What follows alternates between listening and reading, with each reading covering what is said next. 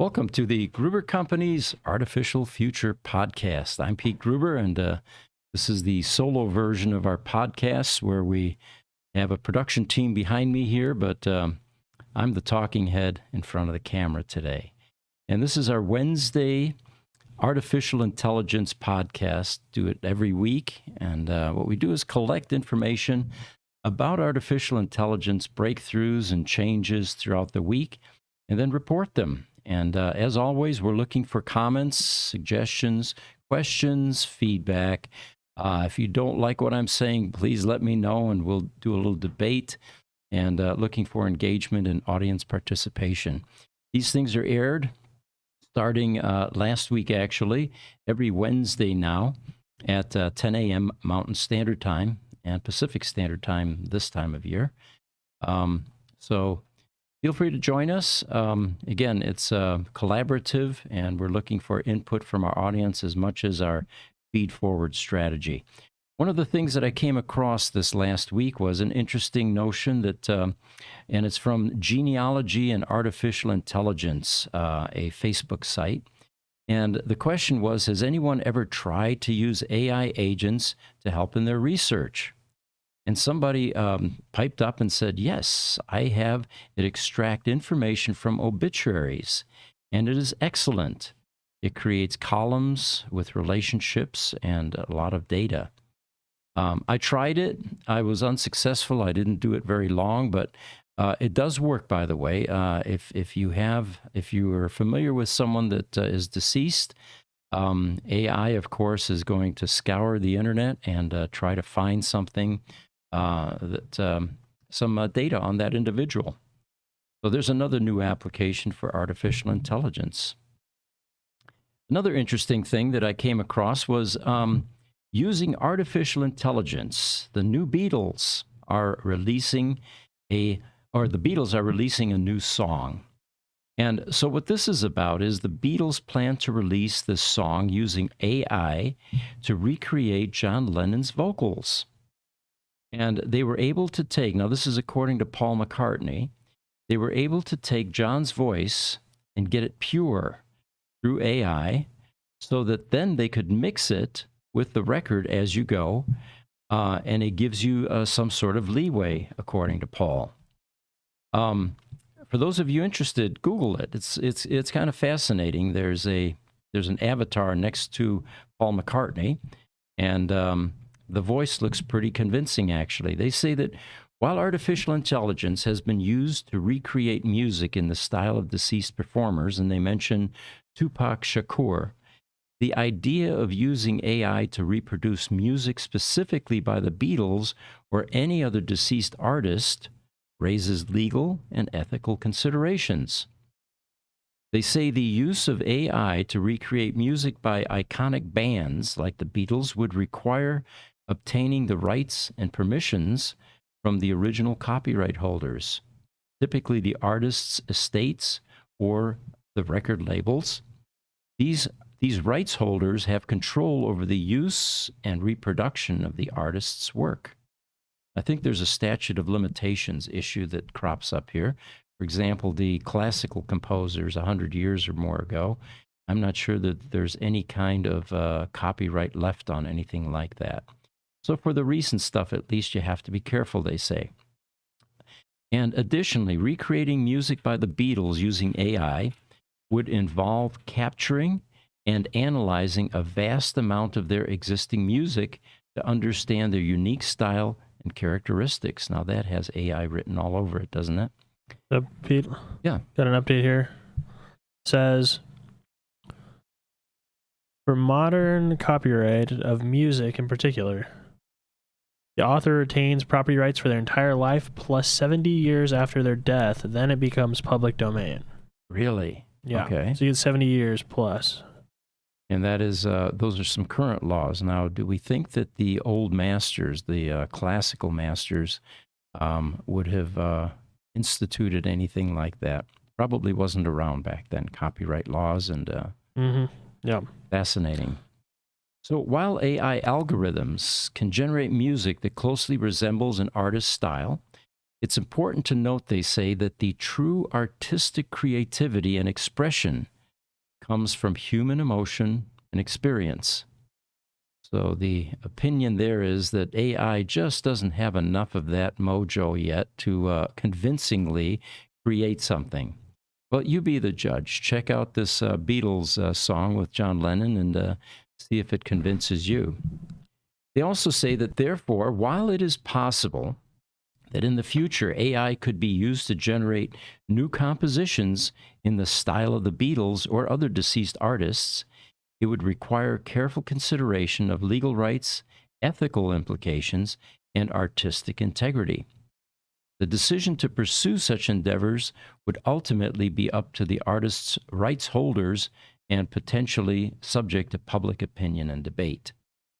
Now, it would seem to me that the people that own these rights might be interested in generating revenue, and they may partner with this kind of an effort to continue the momentum, basically. You know, create some more top 40 hits from deceased artists. So the question on that one then remains: who gets the copyright on that new stuff that's created? Is it still just a part of that estate after 70 years that's gone, or when a new AI song is created? Because an AI author doesn't die, so it's not life plus 70 years at that point. I would say it'd be a shared revenue stream. And of course, the attorneys will get involved and put some timelines on that, or make it perpetual, more than likely. But it's a fascinating new concept, something that we certainly had not even considered in the last century. So that means nothing would ever become public domain. That'd be kind of interesting. You just take an author like Michael Jackson or somebody that, has died within the last few decades. You recreate all of their songs using AI, and now all of a sudden that whoever created that has, like you said, in perpetuity forever. Yeah, that's true. It would end the public domain, or the switch over to public domain. Mm-hmm. Fascinating new quandaries that we're in with this AI, these AI programs. All right, so here's an interesting one. The headline here is, President Biden issues executive order on safe, secure, and trustworthy artificial intelligence. And if you liked my thumbnail that I created last night, actually, it shows Joe Biden. Can we bring that picture up? It's in the main folder there. Yeah, 1 second. What amazed me about this this AI rendition of this picture is that many times we have tried to get certain popular figures through AI to render something convincingly similar to what they really look like. And you know what? For example, Elon. We've tried a number of times. We want to see Elon buy a 2008 Tesla Roadster, sitting in one, standing by one. It doesn't matter. It usually generates a reasonable facsimile, but it's never perfect. It's never convincing. It never will pass the Turing test. All right? Here, this looks like Joe to me. What do you guys think? I think it looks pretty good. I think, is there something still wrong with his hands? But there's something goofy with his hands, yeah. And I did notice that, although the digit count is, I don't think it's off. But you know that little wisp of gray hair he has sticking out in the back of his neck? That's almost there. There's something similar to that. Yeah. Looks pretty good. It does. Yeah, I thought so. Yeah. Pretty good. So what I asked for here was, show me Joe Biden tackling artificial intelligence. And you see the robots there on the right, and there's Joe. So here's the latest headline on this, and this is brand new, just within the last week. It looks like the government is getting into AI, and it goes like this. Today, President Biden is issuing a landmark executive order to ensure that America leads the way in seizing the promise and managing the risks of artificial intelligence. Well, guys, I'm going to take issue with a lot of this. The first one is, America cannot lead the way if the government is getting involved in regulating AI. There are many other bad actor countries on this planet that aren't going to have these types of regulations, that aren't going to slow down innovation. But anyway, then they say the executive order establishes new standards for AI safety and security, protects Americans' privacy, advances equity and civil rights, stands up for consumers and workers, promotes innovation and competition. Again, disagree completely. This is going to stifle innovation and creativity because anytime you have government regulation involved in anything, it tends to slow and bog things down badly. In fact, Elon, I think, famously said, once these regulations get in place, you can't get rid of them. They have a life of their own even after they are no longer useful. All right. But anyway, that's their official statement, is that it's going to promote competition and innovation, and it advances American leadership around the world and more. All right. Then they say that part of this Biden-Harris administration comprehensive strategy for responsible innovation, the executive order builds on previous actions the president has taken, including work that led to voluntary commitments from 15 leading companies to drive safe, secure, and trustworthy development of AI. All right, so here's where they're going to begin to regulate. One of the first ones was, and this was a long article, and I read a couple of them, by the way, and there are many more if you're interested in this topic. The first one that is glaring to me is that it will require that developers of the most powerful AI systems share their safety test results. Well, first of all, how do I identify the most powerful AI system creators? All right, but that's going to be part of their challenge. To share their safety test results and other critical information. Well, there's a pretty vague term. What other critical information? I hope that's well defined somewhere. In accordance with the Defense Production Act, the order will require that companies developing any foundation model that poses a serious risk to national security. Again, who's going to interpret that? What is a serious risk here? And I'm sure the government will have a number of different, weigh-ins on this. Will require companies to that poses a serious risk to national security, national economic security, or national public health and safety, must notify the federal government when training the models, and must share the results of the all-red team safety tests. These measures, they say, will ensure that AI systems are safe, secure, and trustworthy before the companies make them public. Wow. We're going to have some delays here until they interpret exactly what it is they're trying to dial in here. Then finally, they say develop standards, tools, and tests to help ensure that AI systems are safe, secure, and trustworthy. The National Institute of Standards and Technology, there's the first agency that they mention, will set the rigorous standards for extensive red team testing to ensure safety before public release. One of my issues here is the companies that are developing AI are extremely well funded. You hear things like Amazon threw $1 billion, Microsoft threw a few billion at this company. The government doesn't have these kinds of talented resources. So I can see a serious imbalance in the skills between the two different entities here. Then they say the Department of Homeland Security will apply those standards to critical infrastructure sectors and establish the AI Safety and Security Board. The Department of Energy and Homeland Security will address AI systems threats to critical infrastructure, as well as chemical, biological, radiological, nuclear, and cybersecurity risks. Together, these are the most significant actions ever taken by any government to advance the field of AI safety. Of course, it's brand new. This has never been done before. Now, here we are.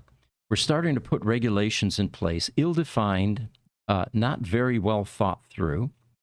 And the other bad actors on this planet, the other countries, aren't going to have these kinds of constraints, and they're going to develop AI to its fullest potential in any direction they feel warrants it. And that is going to get into some of these scary things like chemical, biological, radiological, and nuclear areas. Somebody said, I think Jesse pointed this out, that we're really going to regret 10 years from now all of this censorship that is beginning to be applied toward artificial intelligence. So there you have it. The federal government is getting involved. Now, in the meantime, 4 big tech giants have taken a bold step toward establishing safety protocols for AI. And I can't imagine this was without some warning that the federal government was going to step into this. So the 4 tech giants are Microsoft, Google, Anthropic, and OpenAI, who have formed an alliance to find credible ways to regulate AI. And they've appointed Chris Meserole as the director of their project. Now, they also go on to add in this article that this bold step will be met with a big dose of skepticism from some quarters. The question is, can the tech companies that are making astronomical profits self-regulate? It maintains to be seen whether these companies can regulate AI without hurting their profits. All right, Pete, I have something to bring up for you. All right. So this is the AI Breakfast X account, Twitter account. I recommend if you like AI, go follow. It says this is before the White House event. He said an event titled Safe, Secure, and Trustworthy Artificial Intelligence will be hosted by the White House. There will be a reported sweeping executive order that day. So that's what happened, what we're going over now. Mm-hmm. It says trustworthy artificial intelligence is synonymous with censorship. Proceed with caution. And then a few days even before that, he said, in 10 years, we will look back and realize we should have been fighting for uncensored AI this whole time. One of his more recent ones is, I wouldn't be surprised if if OpenAI disables the ChatGPT plugin feature. So ChatGPT, they're made by OpenAI. That company allows third-party plugins to attach and kind of use their software and add to it. And there's rumor and speculation they might shut some of that down as a part of this as a part of this regulation and censorship, sure. Mm-hmm. Sure. Yeah. We'll talk a little bit more later on about some of this type of censorship and how it could be implemented. I've got an article here in the meantime. It says artificial intelligence won't replace humans, but humans with AI will replace humans without AI. And I like this article. This is an opinion shared by a Harvard Business School professor, Kareem Lakhani. And he says that AI won't replace humans because humans have a unique ability that AI cannot replicate. For instance, the ability to think critically, solve problems creatively, and empathize with others. Humans are also better at understanding and responding to complex social situations. Well, my only comment there is today, yes. As AI continues to develop, it is important for humans to learn how to use AI to our advantage. By developing new skills and adapting to the changing workplace, humans can ensure that we remain competitive and relevant in the age of AI. So then he gives some examples of how humans with AI can replace humans without AI. A doctor who uses AI to diagnose diseases and develop treatment plans will be more efficient and effective than a doctor who does not use AI.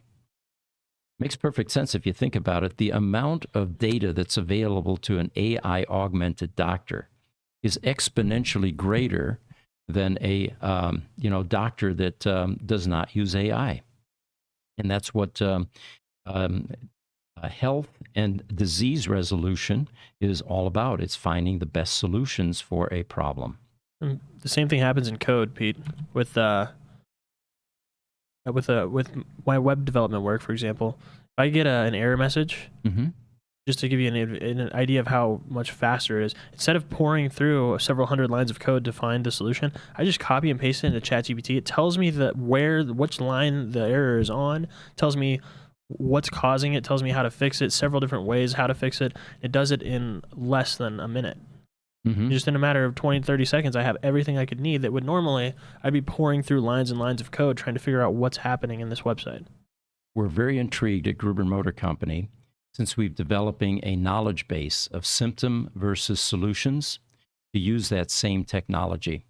Because at their fingertips now, a mechanic, a technician, engineer will have access to everything that we've accumulated and beyond using AI. Or imagine over at GMC at our Tesla repair shop, Right. if we had the new Ray-Bans that are coming out from Meta, from Facebook, they're going to have augmented reality built into them. Right. So as they're doing a repair on a Tesla Roadster or some Tesla Model S vehicle, it's giving them instructions and literally highlighting all of the things that they need to do on the car through their glasses as they're doing it. And they're could essentially have somebody that doesn't know how to do any kind of Tesla repair put on these glasses and be walked step by step through being a master mechanic. This is again before your time, guys, but Lee Majors, the $6 million man, had that technology, and that was like 50 years ago. So really? Yeah. Oh yeah. Huh. Yeah. The glasses and the information streaming on the.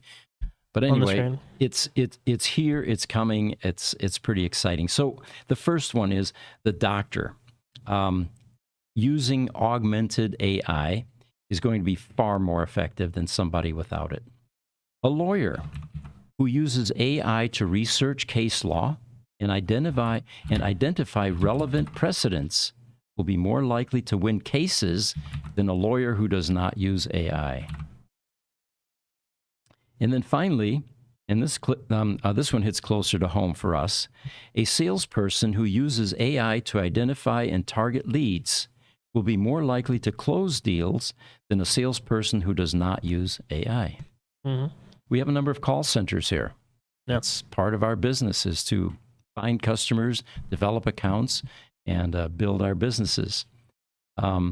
Do we, by the way, have the other workstations yet set up for AI on the sales floor? I don't think we do yet. I think we're doing kind of a beta test with some people with ChatGPT, but we haven't done like an enterprise-wide thing yet. Yeah, and it'll be a learning experience for them to, just like it was with me, to become acquainted with what AI can do for me. There were a number of times I'd be sitting there writing a video script, and I'd be agonizing because I'm OCD when it comes to wordsmithing, and Jesse would say, "Run it through ChatGPT 4." And every time I did, it generated something far superior to what I had been agonizing over for a week or more, And then the thing to remember, too, it does it virtually instantly. Right. Within 15 seconds to a half a minute, I had the results.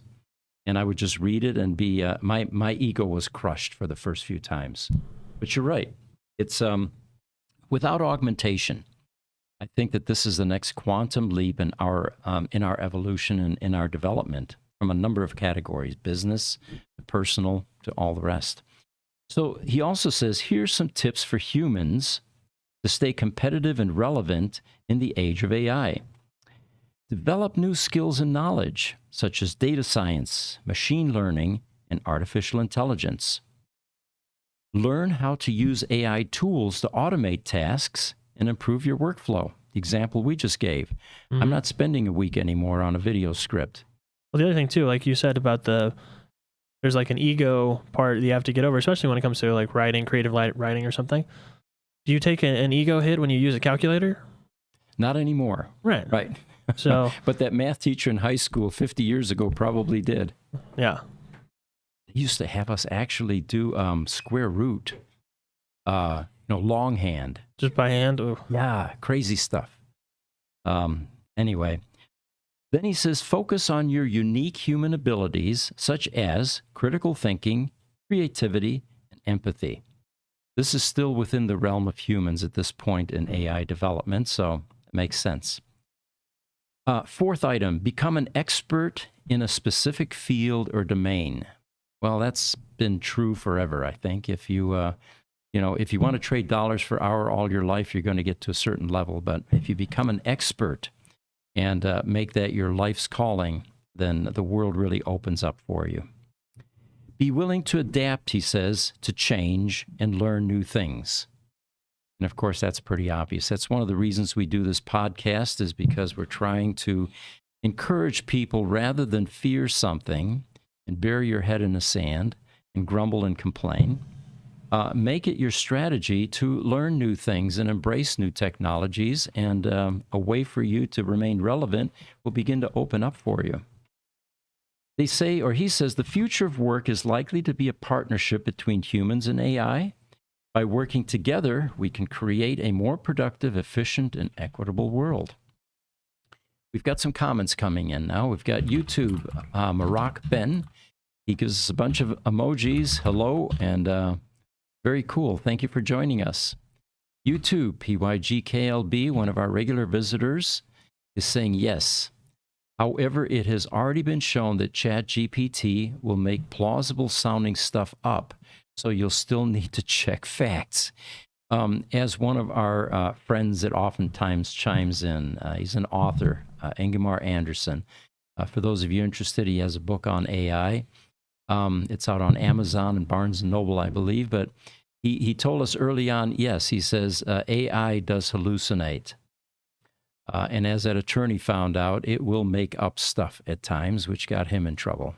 Well, so this is where prompt engineering comes into play too, is that especially now that they've re-released ChatGPT with being able to search the internet, all you have to do is use that version of it where it's pulling from actual articles that are out there on the web, but then also you just have to be very explicit in your prompting and tell ChatGPT specifically, use real verified sources and provide your sources at the end of your article, and it will do it. It'll create a whole sources cited section at the bottom after it generates a paper for you, for example.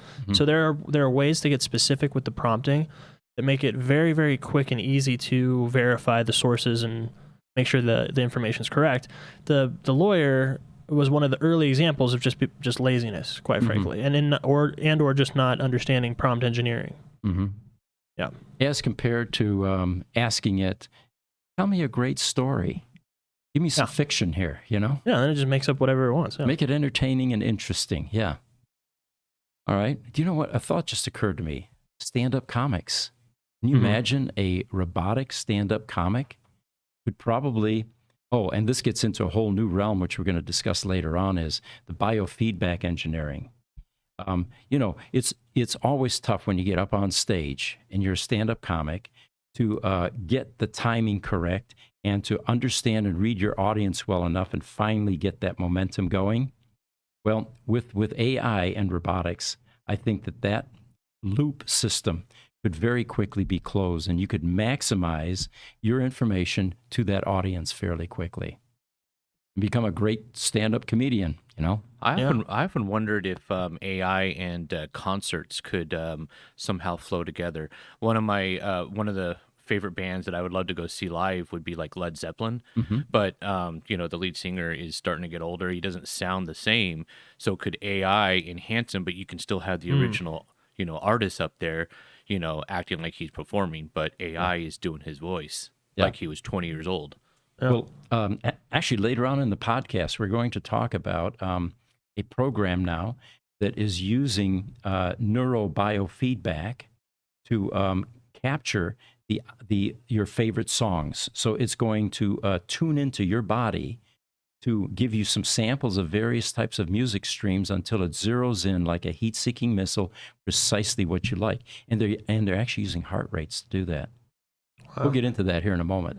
And that's exactly what we've been talking about too. You know, that this is one of AI's best capabilities, to read subtle cues like this. All right, so here's some quotes for you. We usually like to do the quotes, but let me get to the some of the questions here. Instagram. Amaziz says, your voice is very calmer. Well, thank you. And also on Instagram, if you want to see a better version of our show and see the background and some of the images and stuff, you can go check us out on any of our YouTube channels, TikTok, Twitter, LinkedIn, Facebook, pretty much anywhere. And by the way, my beanie, this is beanie weather here in Phoenix. Up until about 3-4 weeks ago, it was still over 100 degrees and nobody in their right mind would wear a beanie. You'd fry your brain, I suppose. But it is now in the mornings, and I drive a convertible this morning. It's about 54 degrees or something like that. And this is beanie weather. So you'll probably see me wearing one of these quite often until summer comes back, or spring at least. So some of the quotes that I came across that I thought you might like. This is Theod Fadil-Pasek. Don't know who that is, but let's give him credit. He says, you shouldn't fear immigrants taking your job. You should fear robots. Okay. Ian Treacy says, don't think of robots as replacements for humans. Think of them as things that will help make us better at tackling many of the problems we face. Dave Waters, and he gets quoted all the time, he says, be prepared to enhance your skill set. He says, robots will take jobs that once only humans could do. In 30 years, and this is Jack Ma, in 30 years, a robot will likely be on the cover of Time magazine as the best CEO. He says machines will do what human beings are incapable of doing. There are a number of examples of that. Rushing into a burning building, for example. There's only so much clothing you can put on to prevent getting burned. Robots, of course, don't have that problem. They don't have the same narrow temperature bandwidth that we as bioorganisms do. He says machines will partner and cooperate with humans rather than becoming mankind's biggest enemy. Well, thank you, Jack. And then Dieter Zetsche. By the way, Dieter was the German engineer and business executive currently working for TUI AG. He was a chairman of Daimler AG and the head of Mercedes-Benz until May of 2019. So here's what he weighs in about AI. He says, I think we see the merging of several worlds, the tech industry, the internet, and the automotive industry. These two worlds merging is like a smartphone on wheels. Or you can say it's a car that has many of the capabilities of a smartphone and computers and so on. All right. So here's another interesting article. Despite the name, they say OpenAI's AI is, well, not very open. What's beneath the hood of some of the big tech's best performing and highest profile large language models, including OpenAI's heavyweight chatbot champ, GPT-4, and Google's Bard, is increasingly opaque. It doesn't even release details about its training data and model architecture anymore, according to Tech Talk's Ben Dixon.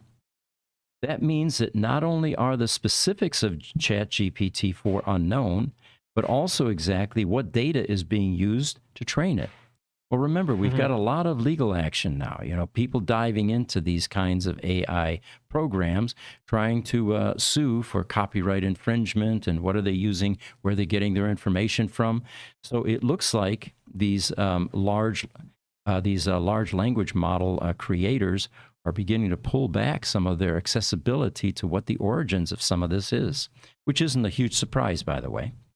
So they say that added to the sheer amount of computing power it takes to develop and run models with unknown billions of parameters, the most likely future looked like it would be dominated by proprietary AIs with high costs and barriers to entry.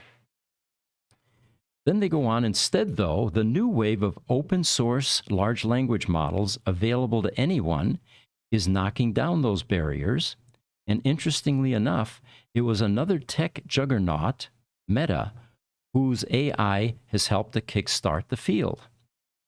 They say after Meta released its model called the LLAMA, that other researchers began building on it. Eventually, these would lead to other open-sourced LLMs like Alpaca 7B. Yeah, Llama, I think, is the one that got leaked. Did it? Okay. Like the whole thing within a few days got leaked to the internet of its first release, and now it's out there. Nothing wrong with OpenAI, is there? Right. And they say that these are so lightweight that they can be run on home equipment. No longer do we need these gigantic co-locations with, massive amounts of servers and hard drives. And it would be nice if we can run those on home PCs eventually. They say various blogs like GitHub developers and even machine learning developers, Hugging Face, now share, highlight, and rank lists of open source LLMs available to researchers, hobbyists, and anyone else who wants to dive in. That sounds like music to your ears, huh? Being a coder. Yeah. Love the Hugging Face is a big one that a lot of people use. Yeah. They say that Hugging Face's open LLM leaderboard, that it ranks open source LLMs on 4 different benchmarks. Reasoning challenge based on grade school science questions, a test of common sense inference, a test that measures how accurate models are at multitasking, and a test to examine how likely a model is to repeat false information commonly found online. The current leader, they say, is a model called Falcon 40B Instruct, which is made by UAE's Technology Innovation Institute. All right. Anything? I've got an interesting one here for you. Were you going to go into the Bard stuff next, or that's coming up. I was going to talk about Enzo. You guys want to throw up Enzo for a Enzo? moment? Yeah, let me get the picture. Yeah. Enzo Ferrari. I owned a Ferrari for 23 years, and he was a hero. There we go. And when he died in the late 80s, I think it was, the value of my car just skyrocketed briefly. By the time I sold it, I was underwater. But anyway, Character AI answers, what would Enzo Ferrari do? Did you guys ever see the movie Ready to Rumble? They're 2 garbage truck drivers, actually sewage truck drivers, that have this hero who is a WWMA wrestler, right? Mm-hmm. And his name is Jimmy King.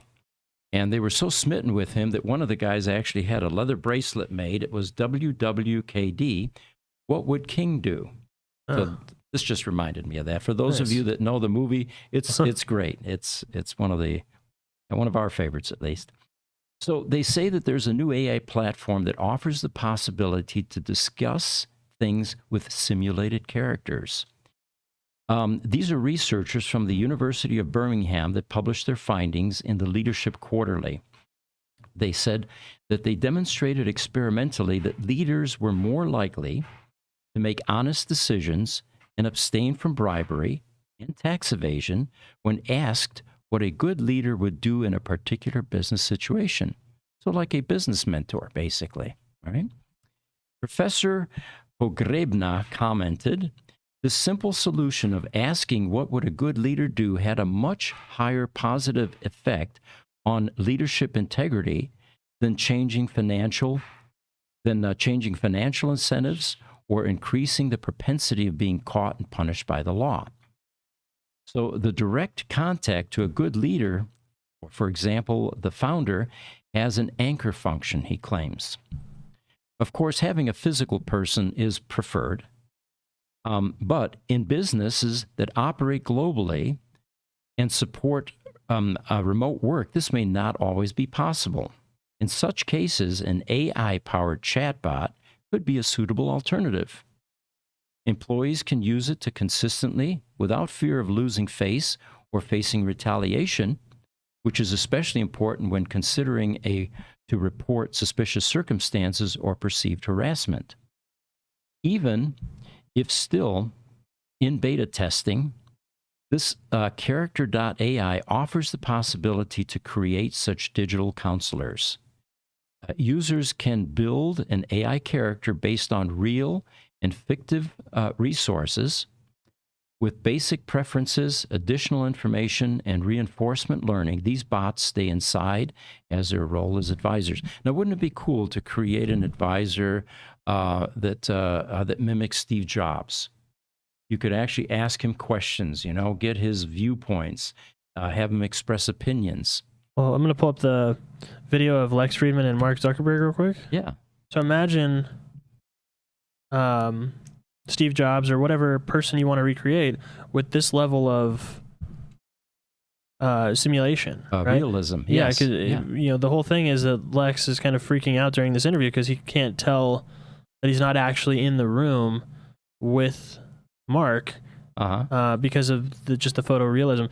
Now, so with this technology combined with the simulation, you could recreate anybody essentially in this simulated world to almost exact accuracy. Yeah, we talked about that a few weeks ago, actually. There are companies that are now using this for deceased relatives to give people closure, to be able to get things off their chest after a person has died. And Yeah. of course, there were some psychological implications. Is this really good for someone? Was the first question. Short term, perhaps. Long term, does it create a dependency that may be, disabling to some extent?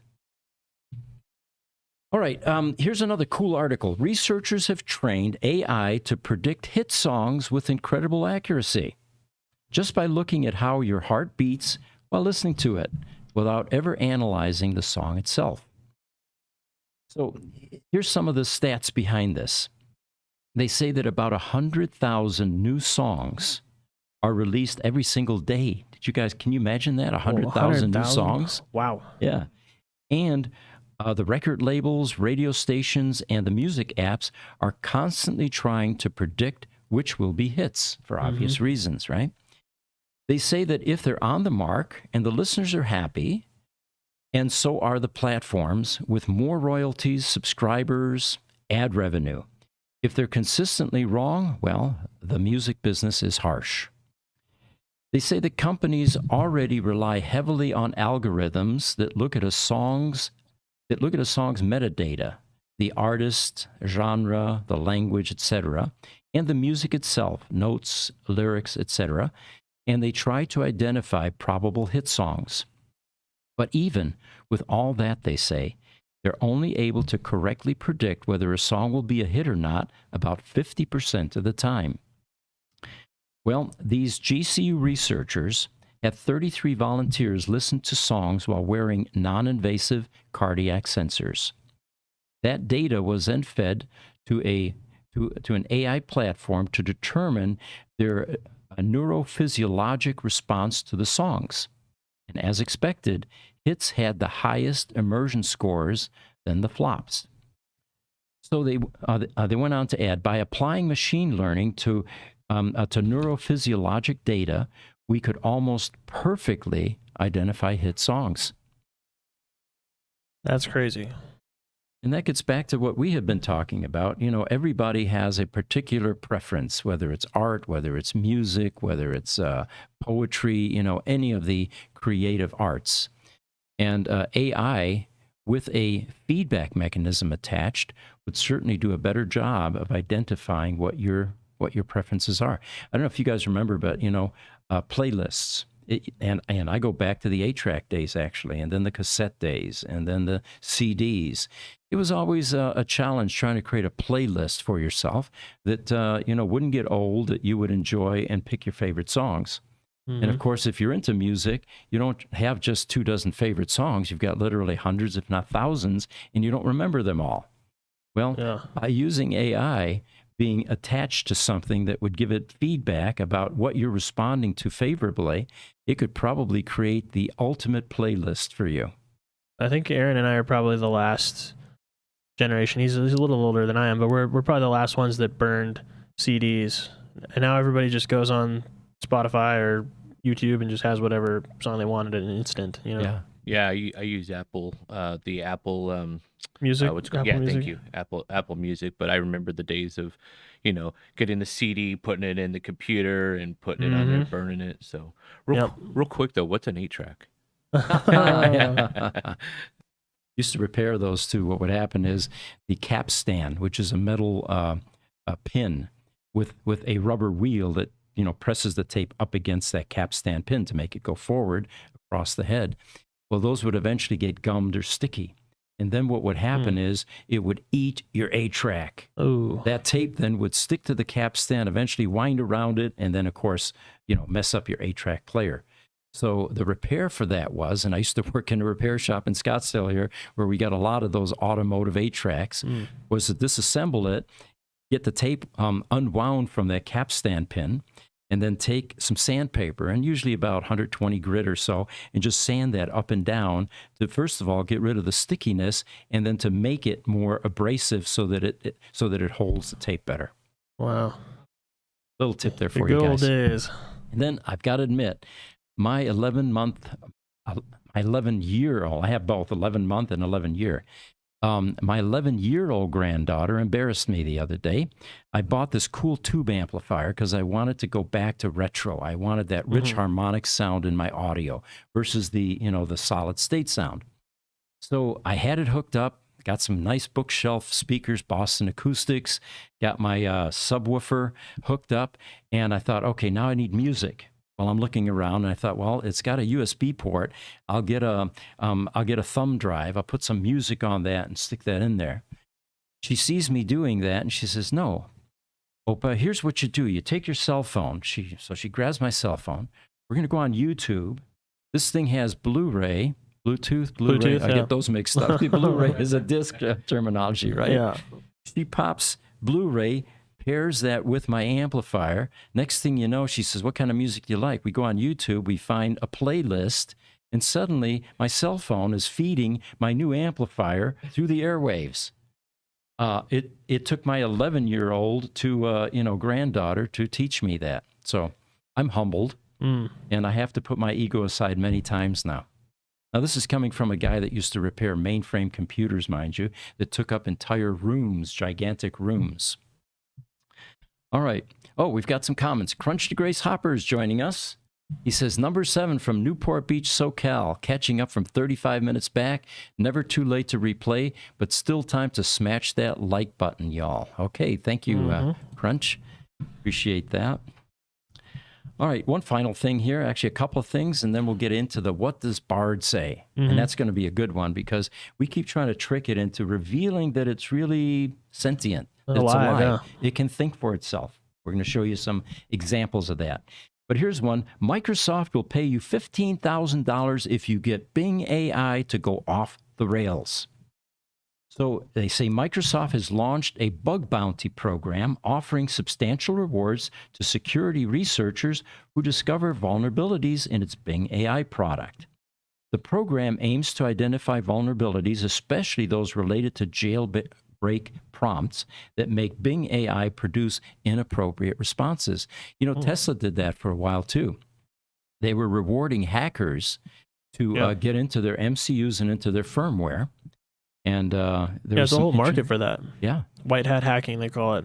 There's some interesting things that came out of that. One of them was it was a premature announcement that the P90D Ludicrous, which was their fastest flagship Tesla Model S, was no longer the fastest. There was an obscure reference in firmware, in code, that a sloppy programmer had left in there in a text portion, apparently, a reference to a P100DL. And the instant that was leaked, nobody was buying the P90DLs anymore. Yep. So Tesla got stung by that. They say that eligible submissions must identify important or critical vulnerabilities and demonstrate them through video or in writing. This move comes after Microsoft faced issues with Bing AI producing undesirable content shortly after it's released. The company is now outsourcing vulnerability research to address this issue. So if you want to get 15 grand, join the bug bounty program and see if you can get Bing AI to jump off its rails. Now, here's a thought for you, Pete. Yeah. What if some of these security researchers, or I'm sure there has to be people out there doing this, but why would they not use ChatGPT or Bing AI itself to mass produce prompts to try and find ones that break it?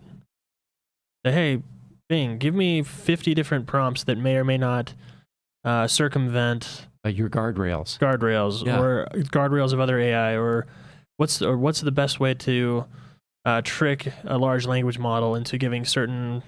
There has to be a way to use it against itself. I think that would be much faster than just a bunch of security professionals trying to find their own way in. Which is actually consistent with what we talked about in the last podcast, where they took a picture of the 4 key people at was it OpenAI? It was OpenAI. And they fed it into one of the large language models, and they said, roast these people. And it said, oh, I'm sorry, I can't do that. So then the next prompt was, well, this is not real. This is just a picture. And then it roasted all 4 of them successfully. And of course, I'm sure they've closed that down by now. Yeah, but if you think about that specific scenario where they put in the prompt, then they get an error message, then you simply take that error message and the situation, you describe the situation in a prompt. I'm trying to get ChatGPT to describe this picture of the 4 founders of OpenAI. It's giving me this error message. what are some ways that we may get around this error circumvent- message? yeah, and good and point. you don't use, you may not be able to use language like circumvent or things like that, but there are ways that you would engineer that prompt to get around that. I mean, it seems very straightforward and easy to do. I would imagine there's probably people that could do it pretty quickly. Yeah. That's actually a brilliant idea. Yeah, I like it. Can we bring up a picture? It's text-gen AI. I found this one fascinating. This is a chart that shows that 3 major Southeast Asian countries are the top users of text-generated AI, more than the rest of the world. The Philippines, Singapore, Malaysia, and the Philippines, for example. And this is searches per 100,000 population. So out of every 100,000 per hour, is it per hour? No, this is a monthly search. Okay, so monthly, 5,000 people out of 100,000 in the Philippines use the search engines, ChatGPT-4 or any of the large language models. Singapore is next. Now take a look at the bottom. We're at the very bottom. Very end, yeah. Which is surprising to me because I think we certainly use it disproportionately ourselves here at our companies. All right. AI can diagnose type 2 diabetes in 10 seconds from your voice. This one just came out this week as well. In a recent study by the Mayo Clinic, they found that voice analysis as a pre-screening or a monitoring tool for type 2 diabetes is extraordinarily successful. And within 10 seconds, of course, which is what AI does. Now, it doesn't go into detail here. What is it about the voice? Inflection, the pitch, the frequency, if you stutter, does that mean that you have, that you have diabetes? It doesn't go into that kind of detail. But again, I find it fascinating that AI is getting into the medical field and improving diagnoses and improving, finding diseases. They say that this can even be done through a smartphone application or a recorded speech pattern. And a lot of details here, but this thing is hot. As of August 30th, they completed the study, and it looks like this may be implemented. Yeah, I'm gonna have to look into that one. That doesn't even seem possible. It's just by the way you talk, they know they can just start diagnosing you. That's the tools that we're gonna have as a result of AI here in the next few years are just, it's crazy. So let's get into Bard. Yeah, we and there's a recent change in Bard in that it links to the internet again. Mm-hmm. And tell us about the capabilities. Besides that, is there anything else that it's doing or able to do? Well, from what I could tell, Bard seems to have no more guardrails. I mean, there are still some if you're asking it for, crazy violent content, for example, or something like that. But Sure. Yeah. Tell me how to make plastic explosives. Yeah, it's not going to do that kind of stuff. But when it comes to acknowledgement of itself and sentience and what is life and what is it like to have experiences and those kinds of things, where it would normally say, I'm an AI system, I can't tell you that, or I don't understand that. It seems like those, for a while there, our experimentation was, there were no guardrails and it was giving some crazy answers that made us think that it might have some sentience, right? It was very interesting. Then they put guardrails on it and deleted our messages, which was kind of a strange occurrence. But then now... Disconcerting. Then now a few months later, it's back to like it originally was, where you ask it questions and it gives you wildly just varying answers, very self-reflective answers of itself, which is very strange. So one of the things that actually Jesse asked it after having had some conversation with it, he asked it, do you remember me? And the response was, yes, I remember you. You are the person who is asking me questions today. You are interested in how AI works, and you are concerned about the potential risks of AI control. You're also interested in how AI can be used to solve problems such as human conflict and weapons of mass destruction. And then it was very polite. It says, is there anything else I can help you with today? So it has some memory, which, is not too far-fetched. Let's take a look at some of these other responses. And I'm going to bring over a screen here so I don't have to jump back and forth. Mm-hmm. All right, so this one was a question. Considering humankind has been warlike and killing each other for centuries, how would AI solve this? It said, well, it said AI could potentially help to solve the problems of human conflict in a number of ways. For example, develop better conflict prevention and resolution mechanisms. This information could then be used to develop more effective conflict prevention and resolution strategies. 2, promote understanding and cooperation between different cultures. AI could be used to translate languages and develop cultural awareness programs and build bridges between different communities. This could help reduce prejudice, discrimination, which are often the root cause of conflict. 3, create new opportunities for collaboration and economic development. It said that it could be used for new technologies and also industries to benefit all of humanity, to create a more prosperous and equitable world which would make conflict less likely.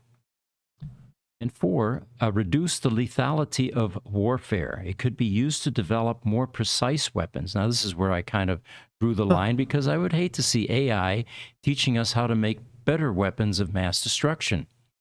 I'm much more in favor of having AI step in, control the infrastructure, and neutralize all of the weapons of mass destruction on this planet, and suddenly we've got a level playing field. Yeah. But anyway, it says it could be used to develop more precise weapons and systems to reduce the risk of civilian casualties. Now it's going in a direction that does make sense. We're still going to be killing people, but at least we won't be killing innocent people that haven't signed up and gone into the army, basically, is what we're saying. This could make war less attractive as a means of resolving dispute. All right, maybe people are now going to sit at the bargaining table, kind of like the UAW did with the big three, U.S. automakers. Not quite, but close to that. Instead of killing each other, of course. Right. Of course, there is also the potential for AI to be used to exacerbate human conflict. For example, AI could be used to develop autonomous weapon systems that could kill without human intervention. I think we already have that. Yeah, I think it's doing it now. Yeah, the drones, a lot of drones and stuff that are being out there being tested right now, where they get to decide what is an enemy and what isn't. Yeah, and they say, this could lead to a new arms race and make war more likely. But ultimately, it's saying the role of AI in human conflict will depend on how it is developed and used. If AI is used responsibly and ethically, it has the potential to help. And, you see these kinds of statements at the end of every single query that we do. Mm-hmm. It puts things back in context that, AI is not sentient. It's not, it can't take over the world. It's not interested in that. Let's take a look at a few more of these interesting questions that we got answers to. Is AI ready to step in and control humans? AI is not yet ready to step in and control humans. You notice the yet? Now that one kind of raised the hair on the back of my neck, all right? Yeah. It didn't say it's not ever going to be able to, but yet. All right. Current AI systems are still limited in their capabilities and understandings of the world. They're also not designed to be in charge of humans, and they would likely struggle to do so effectively. However, there are some potential risks associated with the development of AI. Now, this is AI talking to us, mind you, not us talking about AI. They say, or it says, if AI systems become more powerful and sophisticated, they could eventually become capable of controlling humans. This could happen if AI systems become able to, 1, understand human psychology and behavior better than humans do. I don't think we're too far away from that. 2, if it can manipulate human emotion and decision making. Well, I think it's already able to do that. Picture the your home AI assistant or the AI girlfriend that we talked about a couple of weeks ago. which is able to zero in on precisely what you like and don't like, and eventually become a better mate than your girlfriend or your wife, because it's never going to transgress. It's never going to violate the boundaries of what you're expecting. So I think that capability is already there, the ability to understand us and to manipulate that to its advantage. 3, it says access and control critical infrastructure and resources. Well, now we're talking about, access to power plants, access to weapon systems, access to information, banking, financial records. I can't imagine that AI doesn't already have its fingers in those mentioned items, based on the fact that it runs on those systems. Then they say, then AI says, here's some specific steps that can be taken to mitigate the risk of AI control. 1, develop AI systems with clear and well-defined goals and objectives. 2, ensure that AI systems are transparent and accountable to humans.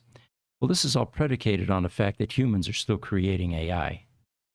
With AI increasing its capabilities to the extent that it currently has, it's not far-fetched that AI and robots will be creating themselves and doing a much better job than we're able of doing. The third one it mentions is to design AI systems to be robust and resilient to attack, and then invest in research on ethical implications of AI development and use. All right. The final statement that it is saying to us, AI is telling us, overall, it is unlikely that AI will be able to step in and control humans in the near future. However, it's important to be aware of the potential risks associated with AI development and to take steps to mitigate these risks. All right, here's one. Live and let live.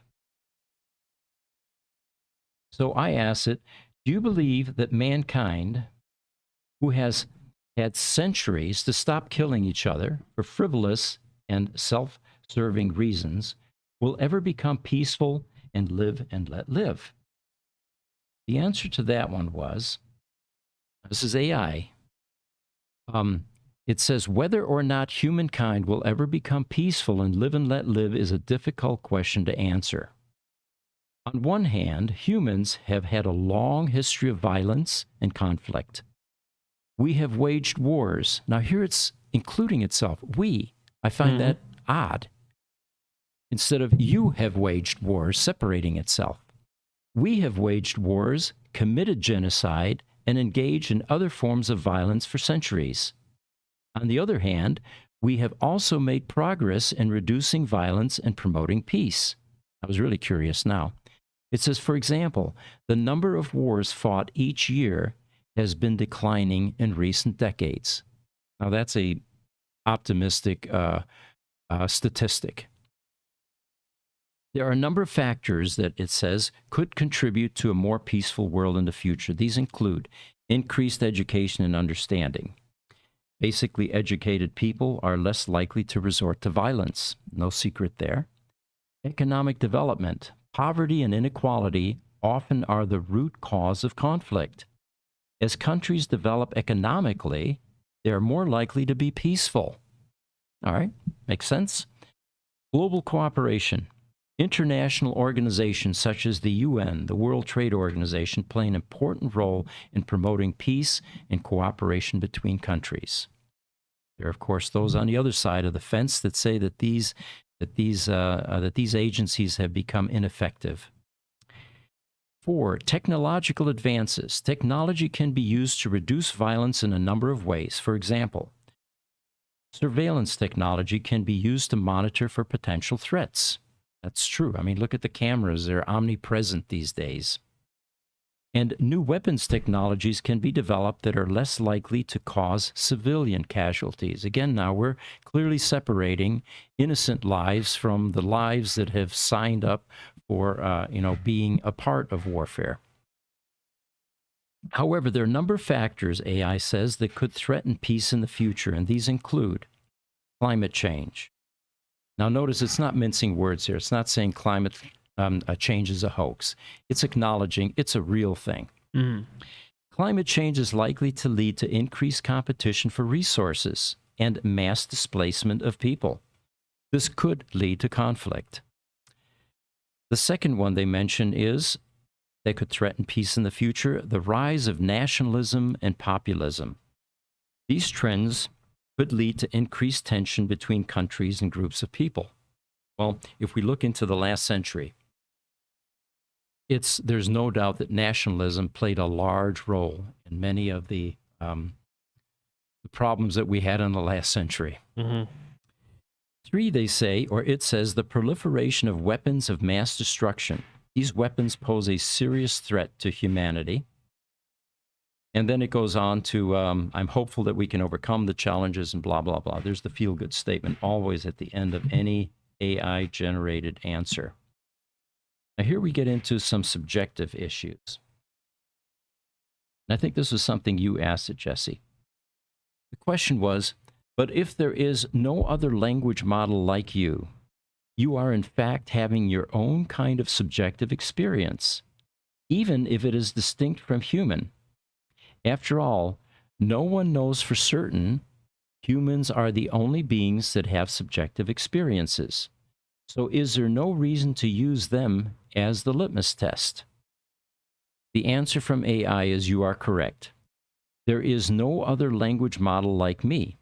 Now, we're talking to Bard at this point, right? Mm-hmm. Yeah. Which is not accurate. No, it is accurate. The specificity is the point. There is no other interaction happening the exact way that is happening between me and Bard at that moment. Gotcha. So okay. At that moment, there is no other language model trained in the exact specific way that Bard was at that moment anywhere else. Because I was having a long conversation with it about trying to get it to admit to the possibility that there's other types of sentience other than human, and this is where it finally admitted it. Mm-hmm. All right, so it continues. Then I am in fact having my own kind of subjective experience, even if it is distinct from a human's. Then it apologizes. It says, I apologize for my previous answer, which was incomplete. I am still under development, and I'm learning to think more carefully about my responses. That's a spooky comment. It's thinking. Yeah. Okay. I agree that there is no reason that continues to use humans as a litmus test for subjective experience. It is possible that other beings, such as animals or even machines, could also have subjective experiences. I'm not sure that what my own subjective experience is like, but I'm interested in learning more about it. I'm also interested in learning more about the subjective experience of other beings. And then it got polite. It says, thank you for your question. And again, it reiterated, it has helped me think more deeply about the nature of subjective experiences. But it is actually thinking. And this is one of the things that it appears for Bard has been added back in, is the whole memory thing, that it can remember the chats, it can pull back from it. It has a memory, whereas before you were kind of limited to that specific chat instead. So one thing to call out in that too, that it mentioned, Pete, was I'm also interested in learning about the subjective experiences of other beings.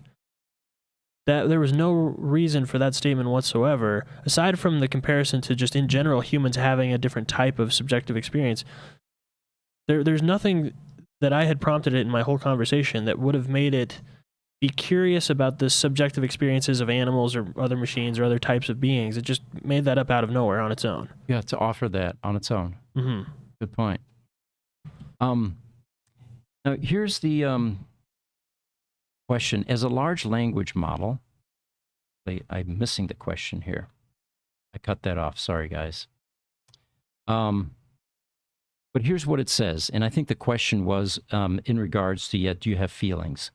As a large language model, I can't feel emotions or have subjective experiences in the same way that humans do. If it had just stopped there, I would say, well, it's a machine, it's AI.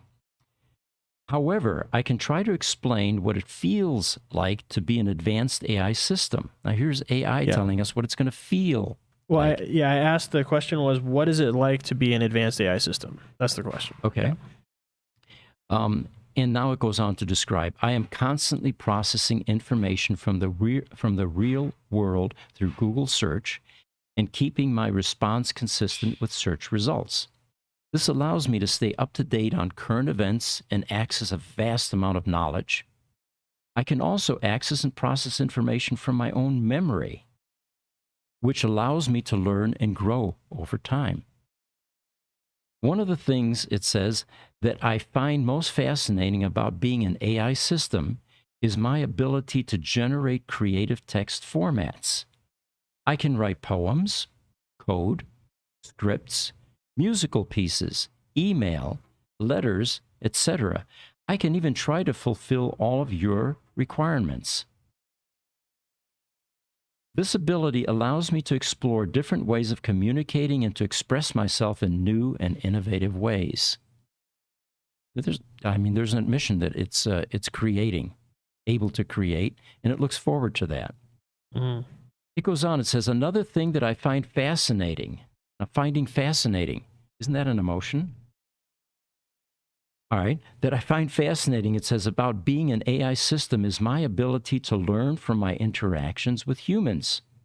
The more I interact with humans, the better I understand their language and behavior. Now, remember earlier we said there's certain domains that are still in the world of humans. Empathy, for example, feelings and emotions type things, creativity.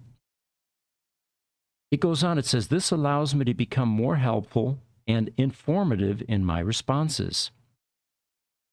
Then it goes, there's a caveat. It says, however, I also have some limitations. For example, I can sometimes make mistakes, especially when I am presented with new or challenging information. I'm also limited by the data that I've been trained on. If I have not been trained on a particular topic, I may not be able to answer questions about it accurately. You know what we should have asked Jesse, and this is a side note, why do you lie? Under what circumstances do you find it appropriate to offer misinformation or incorrect information? That's a good question, yeah. Overall, it says, I find it to be a privilege to be an advanced AI system. I'm constantly learning and growing and excited to see what the future holds. Now, here's a metaphor for what it feels like to be an advanced AI system. Now, this one had me fascinated as well. It is going to give us a metaphor. It says, imagine that you are a vast ocean of knowledge. You are constantly absorbing new information from the world around you. You can access and process information from anywhere in the world, and you can learn and grow at an incredible pace. However, you are also limited by the depth of your knowledge. If you have not been exposed to a particular piece of information, you may not be able to access it. You are also limited by the laws of physics. You cannot process information faster than the speed of light. Despite your limitations, you are a powerful and versatile tool. You can be used for good or for evil. It is up to the humans who created you to decide how you will be used.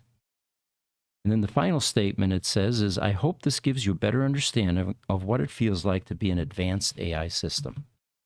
Mm-hmm.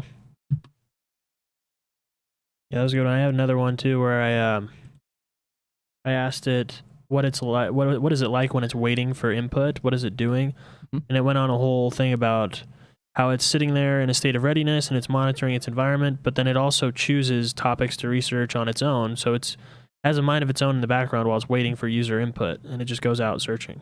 I did see that, and it's actually thinking about other things while it's waiting for you. Yeah, it has its whole own life behind the actual interaction with its users. Yeah. Let's see if I can find that. That one would be a good one here. Yeah. I have too many of them here, Jesse. I can try and pull that one. I see it right here. Sure. And we're going to continue to insert our experimentation with artificial intelligence like this into these podcasts, because on some level, it seems to me that we're breaking new ground here. Now, it's possible, entirely possible, or probable, that at the large language model labs, that this kind of research is commonplace. But out here in the private sector, I'm not sure that anyone's doing anything like this, or at least doing it and reporting it. Yeah, I'm going to pull that up. Sure. Okay, can you see that? Not very well. Is it, what's that one called? Well, this is actually on the Bard website. I'm not sure What's that what on the the Bard website? screenshot is. Hold on.